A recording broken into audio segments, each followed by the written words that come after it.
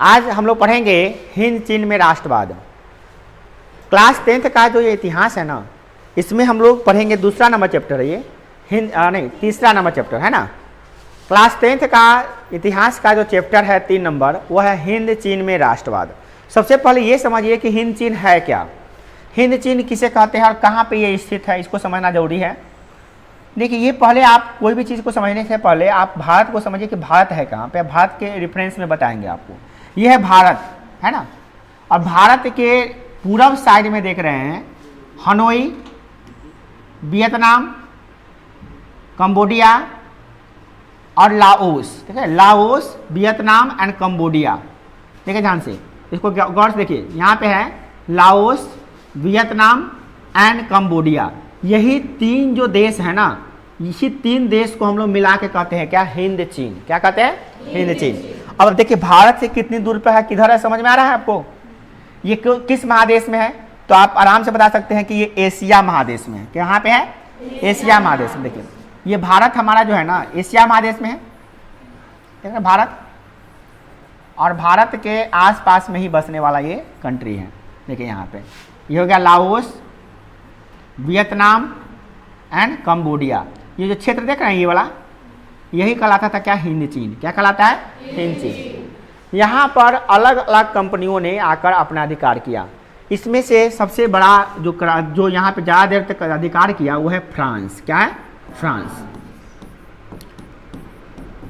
ठीक है, ये 2 देश याद रखिएगा, फ्रांस और अमेरिका मिलकर इस पर शासन करने की सोच रहा था। फ्रांस को शासन करिए रहा था, फ्रांस इसको उपनिवेश बना लिया हिंद चीन को। कारण क्या था, इसका क्या कारण था। देखिए यहाँ पर इंडिया में फ्रांसीसी पहले कब्जा करने की कोशिश किया मगर नहीं हुआ। यहाँ पे किसका हो गया, तो ब्रिटिश का हो गया। ब्रिटिश, यहाँ पे अंग्रेजों का शासन हो गया। ब्रिटिश मतलब अंग्रेजों का शासन हो गया। यहाँ पे अंग्रेज शासन करने लगे, तो फ्रांसीसियों ने सोचा क्या कि कुछ दबाव इस पर भी बनाए रखेंगे।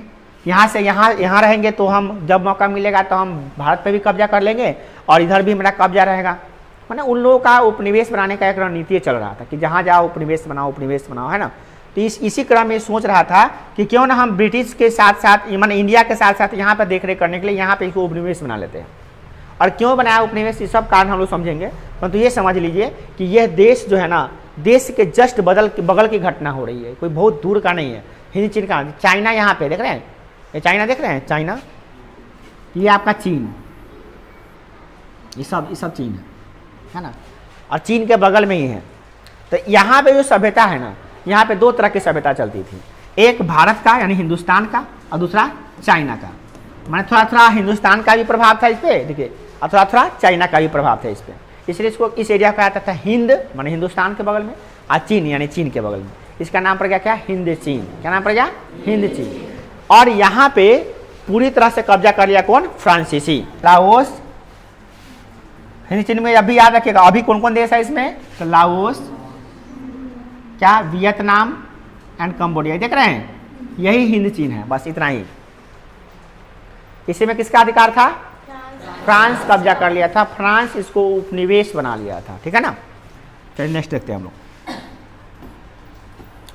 इसमें एक पढ़िएगा, हो ची मिन मार्ग क्या है, प्रश्न है। तो यही हो ची मिन मार्ग है। देखिए आपको समझा देते हैं, हो ची मिन मार्ग के बारे में बता देते हैं। यही देखिए, ये कहाँ से शुरू हो रहा है, तो देखिए यहाँ पे ये आपका हनोई से, हनोई यहाँ पे है, ठीक है, लाओस के बगल में हनोई है। यहाँ पे हनोई से शुरू होता है और शुरू होते हुए देखिए वियतनाम होते, कंबोडिया होते हुए दक्षिणी वियतनाम तक जाती है। ठीक है ना, ध्यान दीजिएगा। हनोई से शुरू हुआ, ध्यान से देखिएगा तो समझ में आएगा आपको। ये हनोई से शुरू हुआ और ये कंबोडिया के होते हुए कहाँ आता है, दक्षिणी वियतनाम तक जाता है। ये सड़क है, क्या है, सड़क है। आपको दिखाएंगे कैसे कैसे क्या हुआ था। पहले आपको कुछ क्वेश्चन का आंसर समझाते हैं कि है क्या। लेकिन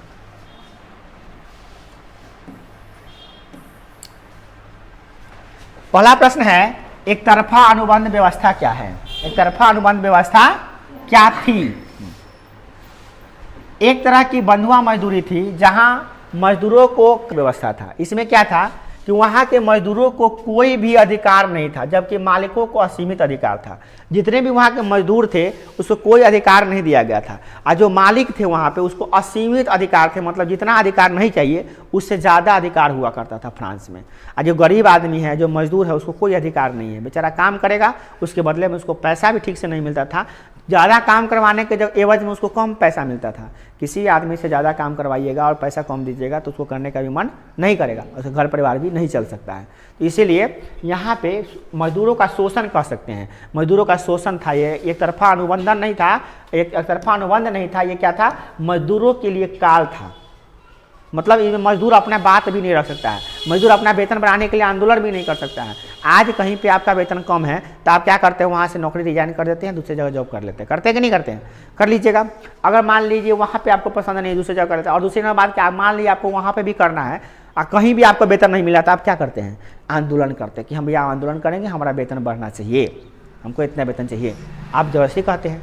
क्यों कहते हैं? क्योंकि आप जानते हैं कि यहाँ पे हम मांग रख सकते हैं। एक तरफा अनुबंधन जो व्यवस्था थी उसमें कोई भी मजदूर को बात रखने की आज़ादी नहीं दी गई थी। कोई भी मजदूर अपने हितों की रक्षा करने के लिए अपने बातों को नहीं रख सकता था। ऐसी व्यवस्था थी ये, मजदूरों का शोषण करने वाला व्यवस्था। नेक्स्ट देखिए, अगला है आपका बाओदाई कौन था, है ना। अगला क्वेश्चन यही है।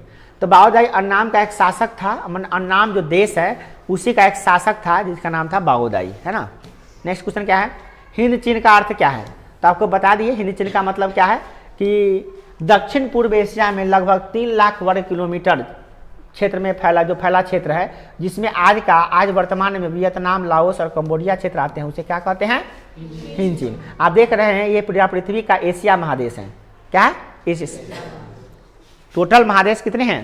7। उसमें से एशिया महादेश सबसे बड़ा है। इसमें कौन कौन देश आता है देखिए, रूस आता है, कजाकिस्तान आता है, मंगोलिया आता है, ईरान आता है, चाइना आता है, बीजिंग आता है, इंडिया आता है ना, ठीक है, पाकिस्तान आता है। ये सब कौन देश? देखिए यही हनोई है। हनोई से ही यहाँ से, हनोई से शुरू होकर ये लाओस से होते हुए वियतनाम से, कंबोडिया से होते हुए वियतनाम तक गया था। यही पतला जो क्षेत्र है ना, यही हिंद चीन के बारे में हम लोग पढ़ने जा रहे हैं। यही हिंद चीन वर्ग। और कितना देर तो कितना एरिया देखने में लग रहा है छोटा, पर कितना दूर एरिया है इसका, 3 लाख वर्ग किलोमीटर में फैला हुआ। कितना? 3 लाख वर्ग किलोमीटर में ये फैला हुआ एरिया है। इसी में मतलब कि फ्रांसीसियों का मतलब कि आधिपत्य हो गया था, फ्रांसीसी यहाँ पे कब्जा कर लिए थे, ठीक है ना। चलिए नेक्स्ट देखते हैं हम लोग। अगला प्रश्न है, जेनेवा समझौता कब और किसके बीच हुआ। तो जेनेवा समझौता लाओस और कंबोडिया जो दो देश है, जो आपको हिंद चीन में 2 देश था, लाओस और कंबोडिया, उसी के बीच में 1954 ईस्वी में हुआ था। कहाँ? जेनेवा समझौता। क्योंकि ये समझौता जेनेवा में हुआ था इसलिए क्या कहते हैं, जेनेवा समझौता, ठीक है ना। नेक्स्ट देखिए यहाँ पे क्वेश्चन, हुआ आंदोलन की चर्चा कीजिए।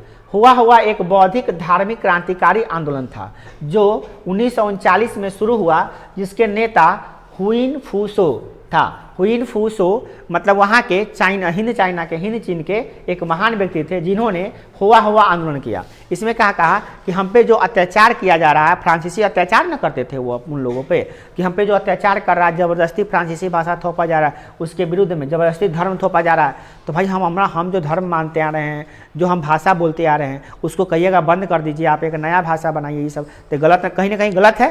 तो इसी के विरुद्ध में क्या किया, आंदोलन कर दिया, जो एक बौद्धिक धार्मिक क्रांतिकारी आंदोलन था। बौद्धिक भी था और धार्मिक भी था, धर्म से संबंधित था, और क्रांतिकारी था, मतलब कि देश को आज़ाद कराने वाला भी एक मतलब कह सकते हैं कि आंदोलन था, ठीक है ना। अगला प्रश्न है, हिंद चीन में फ्रांसीसियों का प्रसार का वर्णन कीजिए।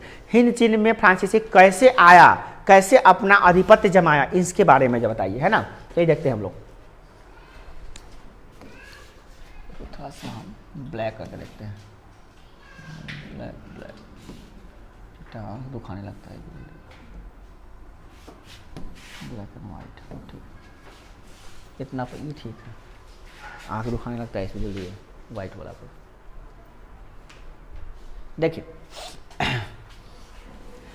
प्रश्न क्या है, हिंद चीन में फ्रांसीसियों का प्रसार का वर्णन कीजिए। मतलब हिंद चीन में कैसे कैसे फ्रांसीसी आए थे, मतलब कैसे कैसे अपना कब्जा किए, कैसे गुलाम बनाए, इसकी कहानी को समझना है। देखिए यह कहानी मतलब बच्चों की नहीं है, ये कहानी है रियल वाला। कैसे कैसे हिंद चीन जो देखें आप, पतला सा क्षेत्र था, 3 लाख वर्ग किलोमीटर फैला हुआ, कैसे इसको फ्रांस गुलाम बनाया था, 1 बाय 1 करके। इसको पढ़ना जरूरी है ताकि आगे हल्के हम किसी देश को गुलाम बना रहा हो तुरंत समझ ले, है ना।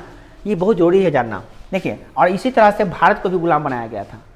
बस फर्क यही था कि यहाँ पे अपने भारत में ब्रिटिश लोगों ने किया था, वहाँ पे फ्रांसीसी लोगों ने किया था। बात समझा ना। देखिए, सन 1498 की बात है। वास्को डी गामा भारत से जुड़ना चाह रहा था। उसी चाह में जब रास्ता ढूंढ निकाला तो भारत की खोज करते करते वो पहुंच गया हिंद चीन में। हिंद चीन का भी रास्ता ढूंढ निकाला, जो समुद्री मार्ग निकाला। तो क्या हुआ, समुद्री मार्ग से क्या हुआ, यूरोप के जितने भी लोग थे, यूरोप के जो देश थे जैसे स्पेन हो गया, डच हो गया, इंग्लैंड हो गया, फ्रांसीसी हो गया, इन लोगों का आक्रमण, माने आक्रमण नहीं कर सकते हैं, आगमन शुरू हो गया, आना जाना शुरू हो गया। यहाँ पे एशिया महादेश में ये लोग नहीं आते थे। ये लोग एशिया महादेश को जानवे नहीं करते थे। एशिया महादेश में कौन कौन देश है, कैसे कैसे है। ये तो यूरोप महादेश में थे। यूरोप महादेश एशिया महादेश कोई बगल में का नहीं है कि आके हाल ही चल दीजिएगा। ये तो वास्को डी गामा लोग ऐसे थे कि लोग साहसी थे, बहुत अच्छे साहसी नाविक थे, पुर्तगाल के नाविक थे ये। तो वो अपने नाव पे बैठ के पूरे दुनिया की खोज करने निकलते थे। तो वो इस तरह से भारत की खोज कर दिए वो, है ना। तो भारत का जब खोज हो गया तो इसके बाद क्या रास्ता मिल गया। एक आदमी जब चल जाता है तो रास्ता मिल जाता है, तो उसी पे दूसरा आदमी को जाना आसान हो जाता है। तो ये लोग क्या रास्ता मिल गया, तो ये क्या हुआ कि ये आगमन इन लोगों का शुरू हो गया। ये लोग क्यों आए थे शुरू में, स्पेन हो, चाहे डच हो, चाहे इंग्लैंड हो, चाहे फ्रांसीसी हो, ये लोग व्यापार करने के लिए, व्यापारिक उद्देश्य से आए थे। यहाँ पे सब जगह कोई भी आया था यहाँ व्यापारिक उद्देश्य से आया था, व्यापार करने के उद्देश्य से आया था। 17वीं शताब्दी में बहुत सी फ्रांसीसियों, व्यापारियों, पादरी हिंद चीन पहुंच गए। बहुत ऐसे जो फ्रांसीसी पादरी थे ना और जो व्यापारी थे ना, वो सब हिंद चीन पहुंच गए। समझ कब, 17वीं शताब्दी, मतलब 1600 समथिंग में ही वहाँ पे पहुंच गए। 1747 के बाद, देखिएगा 1747 के बाद फ्रांस अन्नाम में रुचि लेने लगा। अन्नाम वहीं पे बोले जहाँ का शासक था बाओदाई, अन्नाम का शासक नहीं था, तो वहाँ पे रुचि लेने लगा। 1787 ईस्वी में कोचीन चीन के शासक के साथ संधि का मौका मिला।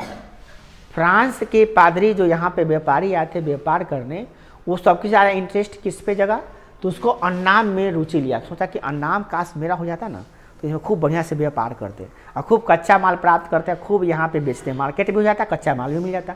तो इसके लिए बहुत ज़्यादा खुशनसीब मान रहा था अपना, और रुचि लेने लगा, इंटरेस्ट लेने लगा। उसी बीच में उसी के बगल में देश है कोचीन चीन। क्या नाम है उसका, कोचीन चीन। ये चीन नहीं है, वो हिंद चीन के जस्ट बगल में ही है। हिंद चीन जो एरिया देख रहे हैं ना, उसी में था वो, समझ लीजिए आप, कोचीन चीन। तो कोचीन चीन के शासक के साथ संधि करने का इनको मौका मिल गया। किसको, फ्रांसीसी व्यापारी जो लोग आए थे व्यापार करने के लिए, उसको मौका मिल गया कि अब हम जो है ना इसके साथ संधि कर ले। क्या कर ले, संधि यानी दोस्ती कर ले। अच्छी बात है। 19वीं शताब्दी के में अन्नाम कोचीन चीन में फ्रांसीसी पादरियों के बढ़ती गतिविधियों के विरुद्ध उग्र आंदोलन हो रहे थे। फ्रांसीसी जो पादरी यहाँ पे आए थे वो लोग क्या कर रहे थे, गतिविधि करना शुरू कर दी। गतिविधि का मतलब क्या होता है, जैसे पहले आता है तो पहले ना करते, पहले आया था व्यापार करने आया, बाद में देखा और चीज़ में हस्तक्षेप वगैरह करने लगा, तो उसको दिमाग में आने लगा क्या, वहाँ के जो लोग थे कौन कौन, यहाँ पे हाँ, अन्नाम और कोचीन चीन। क्या, अन्नाम वही अन्नाम जिस पे रुचि ले रहा था, और कोचीन चीन पे जहाँ पे फ्रांसीसी पादरी लोग आके वहाँ पे आधिपत्य करना शुरू कर दिया, अपना अधिकार जमाना शुरू कर दिया। तो इन लोगों को शक हो गया, इन लोगों को लगा कि भैया तो हम लोगों पे आया था व्यापार करने, तो फिर धीरे धीरे इंट्रैक्शन कर करके हम ही लोगों पे भीड़ रहा की बात है, कुछ तो कारण है। तो ये सोचा क्या कि ना भैया, वहाँ के लोग सोचने लगे कि नहीं भैया ये गलत कर रहा है हमारे साथ। तो ये क्या किए, विरुद्ध, उसके विरुद्ध, मैंने फ्रांसीसी जो लोग आए थे ना पादरी, उसको हटाने के लिए, यानी उसके विरुद्ध में, उसके खिलाफ में आंदोलन कर रहे थे। कौन लोग, वहाँ के लोग। कहाँ के लोग, कोचीन चीन के लोग, अन्नाम के लोग, जहाँ पे लोग दबाएगा, जहाँ पे शासन करेगा वहीं के लोग ना आंदोलन कर रहा है। तो आंदोलन कर रहे थे। फिर भी 1862 ईस्वी में अन्नाम के सैन्य बल पर संधि के लिए बाध्य किया गया। मतलब अन्नाम के जो सैनिक बल था ना, उसको माने घुटने के बल टेकना पड़ा, उसको हरा दिया गया। यूँ कह लीजिए, कौन हरा दिया, फ्रांसीसी लोग। और संधि करने के लिए बाध्य कर दिया गया कि तो आप दोस्ती करो, तुम्हारे पास कोई विकल्प नहीं है अब, तो है ना, मतलब पूरा जड़ पकड़ लिया था। इसके अगले वर्ष कंबोडिया को भी संरक्षण मिल लिया। जस्ट इसके बाद ही, अगले साल ही, कंबोडिया जो था ना, कंबोडिया हिंद चीन में, उस पर भी आधिपत्य जमा लिया चुट्टा ही क्या, फ्रांसीसी लोग। और उसको भी संरक्षण मिल लिया कि मतलब पूरा उस पर अधिकार कर लिया। कौन, फ्रांसीसी लोग। और 1783 में तोकीन में फ्रांसीसियों की सेना घुस गई। तोकीन बगल में, उसमें भी सेना से घुस गया। हिंद चीन में ही जगह था, हिंद चीन में अभी ना, देखिए अभी ना लाओस, वियतनाम, कंबोडिया है, उस समय ये सब देश था। तोकीन था, क्या बोलते उसको, कोचीन चीन था, अन्नाम था, उस समय था। अब वो 3 गो देश हो गया। अभी जाइएगा ना वहाँ पर तो अभी 3 गो देश मिलेगा, लाओस, कंबोडिया और वियतनाम। मगर उस समय ये सब देश था उस समय, आज समय। तो ये अब क्या करना कि भाई वहाँ भी तोकिन में पहुँच गया, वहाँ पे भी सेना घुस गया। 20वीं शताब्दी के आरंभ तक, मतलब क्या 1900 समथिंग तक, माने 1901, 2, 3, 4 होता है ना, उसको कहते हैं 20वीं शताब्दी का प्रारंभ। तो उस समय तक हिंद चीन माने हिंद, पूरा हिंद चीन में फ्रांसीसियों का माने अंडर में हो गया। मतलब क्या, हिंद चीन फ्रांसीसियों के अधीन हो गया। मतलब क्या, 20वीं शताब्दी अभी शुरू हो रहा था कि पूरा हिंद चीन पर फ्रांसीसी पूरा कब्जा कर लिया, एकदम कब्जा बैठ गया पूरा पर। ये बहुत बड़ी बात हो गई। तो इस तरह से धीरे धीरे करके देख रहे हैं कि पहले वो अन्नाम को बनाया अपना मौका, पहले अन्नाम को मैंने अन्नाम पर रुचि लिया, अन्नाम को बना लिया गुलाम, फिर कोचीन चीन को बना लिया गुलाम। फिर देख रहे हैं क्या कि ये उसके बाद कहाँ पहुँच गया, कंबोडिया में पहुँच गया, कंबोडिया को हड़प लिया। उसका क्या किया, वहाँ पे तोकिन में गया, वहाँ पे हड़प लिया। धीरे धीरे करके लाओस, वियतनाम को भी धीरे धीरे अपने कब्जे में लेकर पूरा हिंद चीन जो देख रहे हैं, पूरा हिंद चीन को अपना अधीन कर लिया। और इस तरह से वो पूरा हिंद चीन को ही गुलाम बना लिया फ्रांसीसी लोग। कहीं ना कहीं ये बहुत बड़ा सीख मिलता है कि कोई भी आदमी, अपरिचित आदमी आकर अपने देश में या आपके घर में आकर अगर थोड़ा थोड़ा हुक्म चलाने लगे, कल होकर थोड़ा उससे ज़्यादा हुक्म चला रहा है, कल होकर उससे भी ज़्यादा हुक्म चला रहा है, तो समझ लीजिए आपको गुलाम बना रहा है। और ऐसी स्थिति में आप सचेत हो जाइए कि ये चुट्टा आज जो है ना पानी लाने के लिए कहा है, कल होकर कह रहा है खाना लाने के लिए कह रहा है, कल पैर दबाने के लिए कह रहा है, कल मेरा गला दबा के चल जाएगा। ये कोई ठीक नहीं है, अधिकार कर रहा है पे वो। तो रासायनिक हथियारों एवं एजेंट ऑरेंज का वर्णन किए। ये क्या था, एजेंट ऑरेंज और रासायनिक जो हथियार था ये क्या था। देखिए, नापाम एक तरह का ऑर्गेनिक कंपाउंड होता है। ऑर्गेनिक कंपाउंड मतलब क्या, रासायनिक पदार्थ है ये, जो अग्नि बमों में गैसोलीन के साथ मिलकर एक ऐसा मिश्रण तैयार करता है जो त्वचा से चिपक जाता है और जलन उत्पन्न कर देता है। देखिए बात को समझिए, ये जो नापाम है ना, एक तरह का ऑर्गेनिक कंपाउंड है।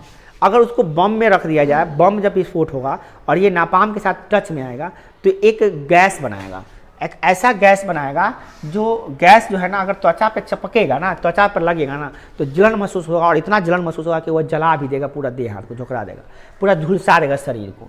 इसका व्यापक पैमाने पर वियतनाम में प्रयोग किया गया था। वियतनाम जो देश था उस पर व्यापक रूप से इसका प्रयोग किया गया था, है ना। देखिए, और देखिए उसी के साथ एजेंट ऑरेंज की बात करते। एजेंट ऑरेंज एक जहर था जिसमें पेड़ों और की पत्तियों को तुरंत झुलसा, जिसके प्रभाव से पेड़ की पत्तियां जो थी ना पूरा तरह से झुलस जाती थी, उसको भी इस्तेमाल किया। पेड़ मर जाते थे, मतलब कि पेड़ पर अगर छीट दीजिएगा, बड़का का जंगल, उस जंगल को साफ करना है तो एजेंट ऑरेंज बम का प्रयोग किया जाता था, जिसको अगर मार दिया जाए, अगर बम विस्फोट कर दिया जाए तो उसका जो निकलेगा केमिकल और धुआं और उसका जो भी गैस निकलेगा, उससे पेड़ पूरा झुलस जाएगा, पूरा पेड़ झुलस जाएगा, पत्तियाँ से मुरझा जाएगा, सूख जाएगा और पेड़ भी अंततः मर जाएगा। तो पेड़ को जब झुलसा सकता है तो इसका प्रयोग किया गया था। इसका भी प्रयोग इंसानों को मारने के लिए किया जा रहा था। कौन कौन देश पे, वही लाओस, कंबोडिया और वियतनाम पे न करेगा, उसी को न गुलाम बना रहा है। क्योंकि गुलाम बना रहा है तो बात मानेगा नहीं इसी तौर पर कि हम गुलाम बन जाएंगे, तो उसके विरुद्ध में जो भी आवाज़ उठाएगा उसको सीधे जाएगा। ऐसा स्थिति बन गया था, समझ में आया। इसका नाम एजेंट ऑरेंज पट्टियों वाला ड्रमों, इसका नाम ऑरेंज पट्टी वाले ड्रामों में रखे जाने के कारण से पड़ा था। क्योंकि ये जो एजेंट ऑरेंज इसलिए कहा जाता है क्योंकि ये जो ड्राम में रखा जाता था ना, उसमें ऑरेंज कलर का पट्टी हुआ करता था पहचान के लिए।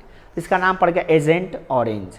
क्या, ऑरेंज पड़ गया। ऑरेंज मतलब क्या, संतरी कलर का जो पट्टी होता है ना, उसी वाला ड्राम में इसको रखा जाता था, इसलिए उसका नाम उस तरह से पड़ गया। अमेरिका इसका इस्तेमाल जंगलों के साथ साथ खेतों और आबादी पर दोनों पे करने लगा। मतलब क्या करने लगा, अमेरिका ने देखा क्या कि ये जो वियतनाम है और ये जो देख रहे हैं क्या कि लाओस, कंबोडिया है, ये हमारे दोस्त जो है। देखिए, अमेरिका शुरू में फ्रांस का दोस्त था।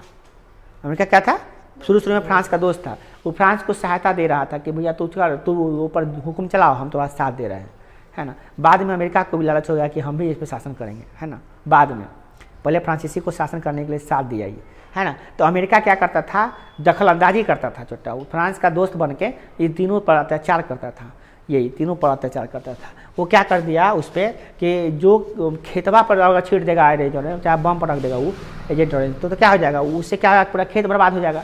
खेत बर्बाद होगा तो अन्न नहीं मिलेगा तो लोग भूखे मरेगा। और जो बचा हुआ 2 आदमी सब है उस पर भी प्रयोग करता था, आदमियों को भी मारता था। तो एक तो आपका फसल बर्बाद कर दिया, एगो आदमियों को मार देगा, तो बचेगा वहाँ पे कुछ भी नहीं बचेगा। तो वहाँ लोग मरेगा कि नहीं मरेगा? अब मरेगा तो लोग मरने से ज़्यादा पहले सोचे। कुछ लोग तो ऐसे मतलब कुछ लोग होते हैं बड़े मतलब वो होते हैं खुददार होते हैं, वो कहते हैं क्या कि हम मर जाएंगे मगर गुलामी मत नहीं करेंगे, मंजूर नहीं करेंगे। मगर कुछ लोग, सब लोग ऐसा नहीं होते हैं।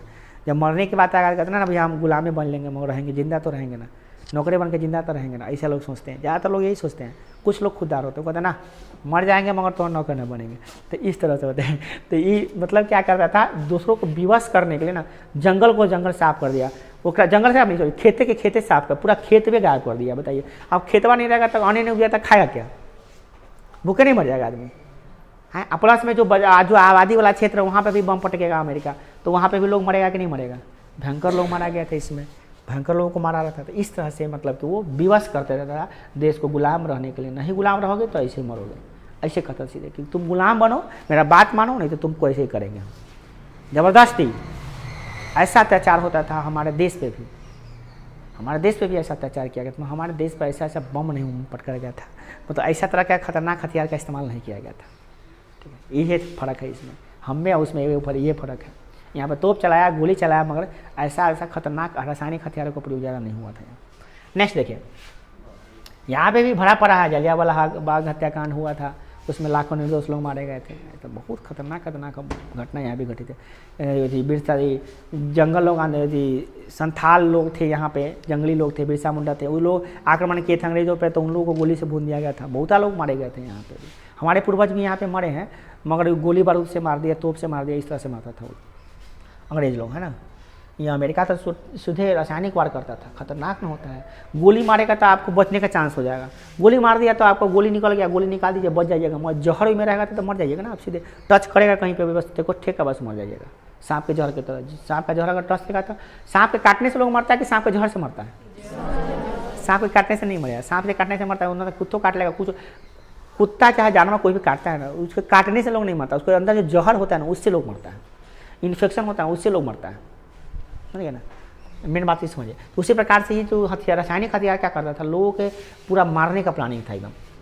अगला है हो ची मिन के संबंध में संक्षिप्त टिप्पणी लिखिए। हो ची मिन कौन था? देखिए हो ची मिन उसको कहते थे युआन आई क्लोब, इसका नाम, इसको भी ये नाम से जाना जाता लोग। एक वियतनामी था, क्या था? एक वियतनामी छात्र था जो पढ़ता था, वियतनाम का एक विद्यार्थी था, स्टूडेंट था। सन 1917 में पेरिस में ही साम्यवादियों का एक गुट बनाया। जब वो पेरिस में गया था तो पेरिस में क्या किया, 1917 में वहाँ पे एक साम्यवादियों का एक गुट बनाया। गुट मतलब क्या होता है? एक दल बनाया। बाद में हो ची मिन शिक्षा प्राप्त करके मॉस्को गया और वहाँ और साम्यवाद के से प्रेरित होकर 1925 में वियतनामी क्रांति दल का गठन किया। उसको साम्यवादी बड़ा अच्छा लगा, उनके विचार में आया कि साम्यवादी हम अपना देश में फैलाएंगे, समाज साम्यवादी होगा, जैसे चीन में है वैसे ही यहाँ पे होगा तो ज़्यादा अच्छा होगा। तो वो क्या किया कि वो जब मॉस्को गया, मॉस्को से जब वहाँ आया तो क्या किया, सन 1925 में वियतनामी क्रांति दल का गठन किया। क्या गठन किया? वियतनामी क्रांति दल। यानी वियतनाम के जो लोग थे, वही वियतनाम जिसको गुलाम बनाया था अमेरिका, वहाँ के लोगों को एकत्र करना शुरू कर दिया। जैसे गांधी जी यहाँ पे एकत्र करना शुरू कर दी, उसी प्रकार से वियतनामी क्रांतिकारी दल बनाकर वियतनाम को आज़ाद करने का यहाँ पे प्लानिंग हो रहा था। वियतनाम आज़ाद होगा, कंबोडिया आज़ाद होगा, आज़ाद करने की बात हो रही थी यहाँ पे। समझ में आ रहा है ना बात कुछ कि नहीं? कुछ बात समझ में आ रही है कि नहीं आ रही है? अब क्या हुआ याद रहेगा, 1925 में किसका गठन किया था? हो ची मिन बहुत अच्छे आदमी थे। हो ची मिन कह दी, जैसे कि अपने देश में महात्मा गांधी का स्थान है ना, जैसे अपने देश में डॉक्टर राजेंद्र प्रसाद का स्थान है ना, जैसे पंडित जवाहरलाल नेहरू का जो भी हो उनका स्थान है, सबका स्थान है, सरदार वल्लभ भाई पटेल का स्थान, उसी प्रकार से इनका भी एक महापुरुषों माने छीन छीन के लिए कह लीजिए कि ये भी महात्मा गांधी थे, हो ची मिन, ठीक है ना। हो ची मिन कोई साधारण व्यक्ति नहीं थे, एक अच्छे विद्यार्थी थे और अपने देश को आज़ाद करने के लिए इन्होंने बहुत कुछ किया। देखिए पहले तो क्रांतिकारी दल बनाया है ना, वियतनामी क्रांतिकारी दल बनाया, इसके साथ ही कार्यकर्ताओं के सैनिक प्रशिक्षण को भी की भी व्यवस्था कर ली। मतलब जो कार्यकर्ता थे उसमें वियतनामी क्रांतिकारी दल में, उन कार्यकर्ताओं को भाई सैनिक प्रशिक्षण मिलेगा तब ना कल हो कि अमेरिका का लड़ाई लड़ेगा, चाहे फ्रांस से लड़ाई लड़ेगा। मान लीजिए खाली आदमी के खड़ा हो जाने से कि लड़ाई लड़ जाएगा आदमी, नहीं, उसके बाद ट्रेनिंग भी तो होना चाहिए ना युद्ध करने का। तो ये क्या किया कि ये इन्होंने क्या किया कि सैनिक प्रशिक्षण देने का मतलब कि उसको युद्ध करने को भी सिखाने का प्रयास किया, मतलब ट्रेनिंग करने का व्यवस्था कर दिया। कौन? हो ची मिन, ताकि जरूरत पड़ेगा तो ये अस्त्र शस्त्र उठा के भी उसका मुकाबला कर सके, है ना। और किया भी वही, वहाँ पे गोरिल्ला युद्ध चलता था, अंग्रेजों अति फ्रांसीसियों पे छुप छुप के वार करता था ये लोग, वियतनामी लोग। और ये लोग वियतनाम के जो लोग थे ना, हो ची मिन मार के, जो हो ची मिन के साथ मिलकर जो ये बनाया थे क्या वियतनामी कांग्रेस दल, क्रांतिकारी दल, उसमें ये लोग मिलकर ये अंग्रेज जो फ्रांसीसी लोग थे ना उस पर गोरिल्ला वार करते थे, मतलब क्या छुप छुप के वार करते थे। जैसे अंग्रेज फ्रांसीसी से जा रहा है रास्ते से, उस सब आया आराम से गोली वोली मार दिया, फिर पीछे पीछे छुप के भागा था, क्योंकि सामने आकर लड़ाई करने की क्षमता इस समय नहीं था, क्योंकि वो हजारों की मात्रा में है, आपका दुश्मन हजारों की मात्रा में है, आप अकेले हैं, तो कैसे होगा जाके सामने आकर मारिएगा क्या? बोलिए। उसके पास तोप है, आपके पास बंदूक है, आप कभी जाइएगा उसके सामने में? नहीं जाइएगा। अगर जाइएगा तब बेवकूफ़ी है, बहादुरी नहीं बेवकूफ़ी है वो। तो ये लोग सोच गया कि भैया हम लोग कम है, वियतनामी क्रांतिकारी दल का में जो भी सदस्य है वो कम है कार्यकर्ता, और जो दुश्मन है वो लाखों की मात्रा में है, तो उसको हरा पाएंगे हम नहीं, तो गोरिल्ला युद्ध कर दिया वहाँ पे। तो वही हो ची मिन मार्ग जो बनाया था उसी के रास्ते आता था और फ्रांसीसी को गोली मारता था और फिर जंगल में छुप जाता था, और केने छुप जाता था उसका लोग खोजिए रहा, फ्रांसीसी के लोग खोजिए रहा कि केने छुप पड़े वो सब। जैसे भारत में क्या करता था, जो हमारे क्रांतिकारी थे अंग्रेजों को मारते थे फिर जंगल में छुप जाते थे, मगर यहाँ चुट्टा भारत के लोग ही क्या थे, मतलब क्या कह सकते हो उसको, नमक हराम कह सकते हैं, नमक हराम थे वो लोग। क्या कहते थे, अपने देश के ही लोगों का मतलब कि वो बता देते थे एड्रेस कि वहाँ छुपा हुआ है, नहीं तो अंग्रेज को पता चलने वाला था कि कहाँ पे जंगल केने काड़ी कहती है, क्या पता था उसको? रोड देखा, रोड में गया, रोड में आया, उसको पता है कि जंगल कोना में जाता है। अपने लोग से ही गद्दारी किया था ना, तो देश गुलाम थोड़ी ना होने वाला था अपना, अपने लोग ही गद्दारी कर दिया, उसको बता देता कि ऐसे इसे इतिहास गवाह कि अपने लोगों से ही बच के रही ना, तो अपना ही लोग ही आपका गला दबा देगा। बाहर से आर्मी से कम डरिए, अपने लोग से ज़्यादा डरिए, कोई ठीक है क्या कि भैया एकजुट होकर उसका हम क्या करेंगे, हम तो वियतकांग, देखिए जो वियतनामी जो थे ना एक साथ मिले थे ना उसको वियतकांग कहते थे। क्या कहते थे? वियतकांग। मतलब वो लोग जैसे हम लोग कहते थे ना, क्या कहते हैं, स्वतंत्रता आंदोलन के क्रांतिकारी थे, क्रांतिकारी हम लोग कहते हैं, क्या कहते हैं हम लोग? क्रांतिकारी। तो उसको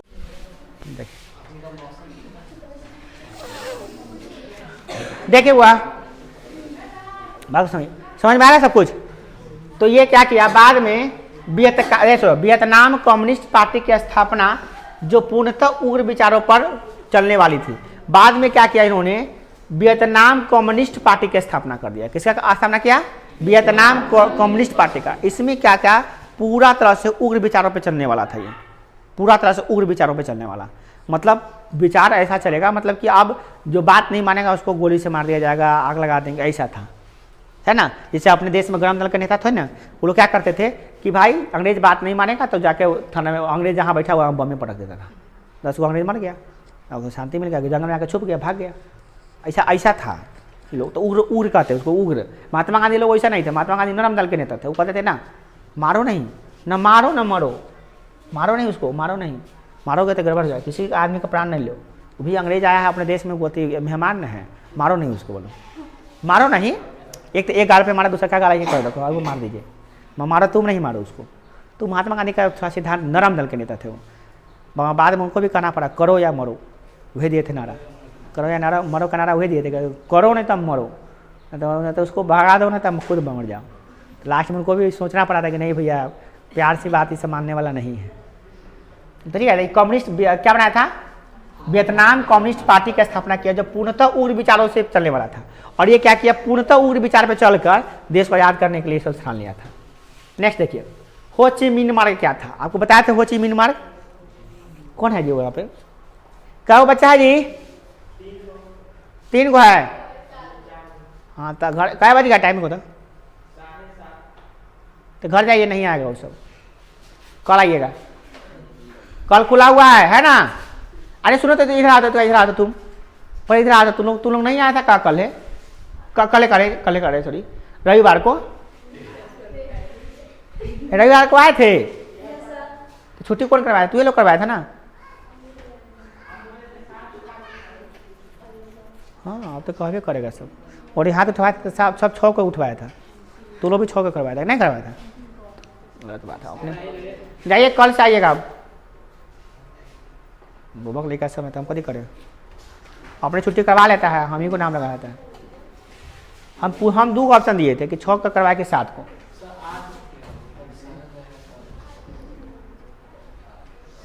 8 को ठीक रहबे करेगा। हम बोले थे कि जन्माष्टमी का 1 दिन का छुट्टी देंगे, 1 दिन का छुट्टी देंगे जन्माष्टमी, तो जुड़ा दिन ले लीजिए आप। तो ये लोग तो हम लोगों का ठीक है, तो 8 तारीख को ही लेंगे, सबसे बढ़िया कि 8 तारीख को ले लीजिए आप लोग। बाकी सब बैच के लिए ठीक नहीं हो, बाकी सब बैच के लिए ठीक नहीं है, बाकी सब बैच को अब ठीक है, सही रहेगा क्या? बाकी सब बैच ना था 8वां नामा का भी बैच, 8वां नामा का था बंद करने हो गया बंद उसका, अब नहीं कोई बंद होगा उसका। जन्माष्टमी छुट्टी बना दिया वो जा, अब क्या करेगा, वही ने लिया है, हम क्या करेंगे?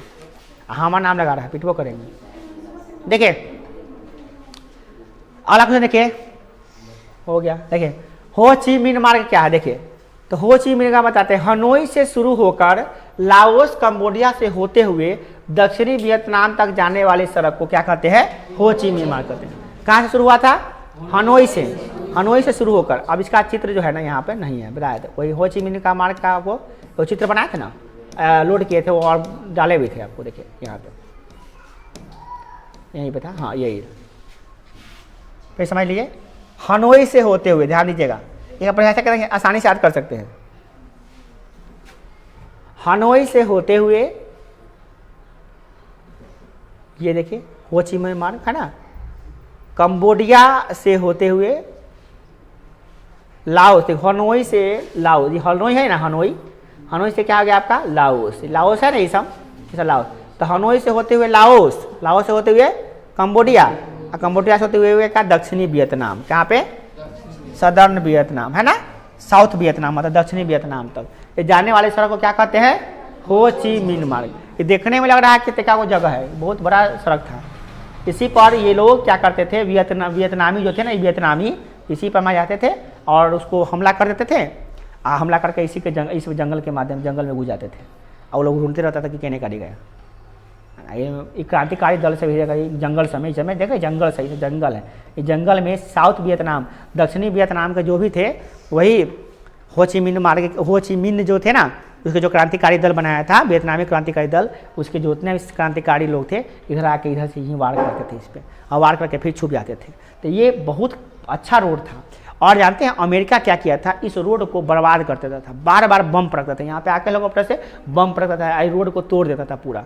और वियतनामी लोग क्या करता, फिर मिलकर रोड बना लेता था, वो लोग वो तोड़ के जाता था और 2 दिन के बाद बना के पूरा वो तोड़ के जाता था, हमें तोड़ता रहता था, वो सैकड़ों बार बमबारी कर दिया, वो 100 बार रोड को तोड़ दिया और 100 बार रोड को बना लिया वो वियतनामी। तो इसी रोड से तो हम जाते आते हैं, गाड़ी से गया गोली मारे फिर निकल गए गाड़ी से, निकल घुसे जंगल में, तो ढूंढिए रहा है। तो इस तरह से ये लोग ये रोड को छोड़, ये रोड जो रोड नहीं था समझिए ये क्या था, वो फ्रांसीसियों के लिए काल हो गया था। अमेरिका क्या करा, इस पर बमबारी करके इसको तोड़ता रहता था। अमेरिका बहुत गलत करता था, अमेरिका मतलब गलत करने में नंबर 1 था यहाँ पे, पूरा बर्बाद करता था इसको। हाँ तो मतलब सोचिए 100 सैकड़ों 100 बार मतलब लगभग सैकड़ों बार रूम किसी जगह को तोड़ना, मतलब समझ रहे हैं। इसी से सैकड़ों कच्ची पक्की सड़कें जो जुड़ी हुई थी, अमेरिका के सेना सैकड़ों बार इस को तोड़ा, परंतु वियतनामी क्या लोग करते थे, तुरंत इसकी मरम्मत कर लेते थे। समझ में आया ना? तो हो ची मिन मार्ग याद नहीं करना पड़ेगा कि हनोई से शुरू होता था। कहाँ से? याद करो, कहाँ से शुरू होता था? हनोई से। हनोई से होते हुए कहाँ जाता था? लाओस कंबोडिया से होते हुए दक्षिणी वियतनाम तक ये पहुँच जाता था, है ना सड़क। तो ये सब बात देखो, अब चित्र देख रहे हो तो क्या दिमाग में याद हो रहा है, आग लगा देंगे, ऐसा था, है ना। जैसे अपने देश में गरम दल के नेता थे ना, वो लोग क्या करते थे कि भाई अंग्रेज बात नहीं मानेगा तो जाके थाना में अंग्रेज जहाँ बैठा हुआ बम में पटक देता था, 10 को अंग्रेज मर गया और शांति मिल गया, जंगल में आकर छुप गया, भाग गया। ऐसा था लोग, तो उग्र कहते उसको, उग्र। महात्मा गांधी लोग ऐसा नहीं थे, महात्मा गांधी नरम दल के नेता थे, वो कहते थे ना मारो नहीं, न मारो न मरो, मारो नहीं उसको, मारो नहीं, मारोगे तो गड़बड़ हो जाए, किसी आदमी का प्राण नहीं लो, वो भी अंग्रेज आया है अपने देश में, वो मेहमान न है, मारो नहीं उसको, बोलो मारो नहीं। एक तो एक गाल पे मारा, दूसरा क्या गाल ये कर दो और वो मार दीजिए, मारो तुम नहीं मारो उसको। तो महात्मा गांधी का थोड़ा सिद्धांत, नरम दल के नेता थे वो। बाद में उनको भी कहना पड़ा करो या मरो, वही दिए थे नारा, करो या नारा, मरो का नारा वही दिए थे, करो नहीं तब मरो, तो उसको भगा दो ना तब खुद मर जाओ। लास्ट में उनको भी सोचना पड़ा था कि नहीं भैया प्यार से बात इसे मानने वाला नहीं है। तो ठीक है, कम्युनिस्ट क्या बनाया था? वियतनाम कम्युनिस्ट पार्टी की स्थापना किया, जो पूर्णतः उग्र विचारों से चलने वाला था। और ये क्या किया? पूर्णतः उग्र विचार पर चलकर देश को आजाद करने के लिए सब स्थान लिया था। नेक्स्ट देखिए, हो ची मिन मार्ग क्या था? आपको बताया था हो ची मिन मार्ग कौन है? हो ची मिन मार्ग कहते हैं। कहाँ से शुरू हुआ था? हनोई से। हनोई से शुरू होकर, अब इसका चित्र जो है ना यहाँ पे नहीं है, बताया था वही हो ची मिन्ह का मार्ग का आपको वो चित्र बनाए थे ना, लोड किए थे वो और डाले भी थे आपको, देखिए यहाँ पे यहीं पे था, हाँ यही फिर समझ लीजिए। हनोई से होते हुए, ध्यान दीजिएगा, यह परिभाषा करेंगे आसानी से याद कर सकते हैं।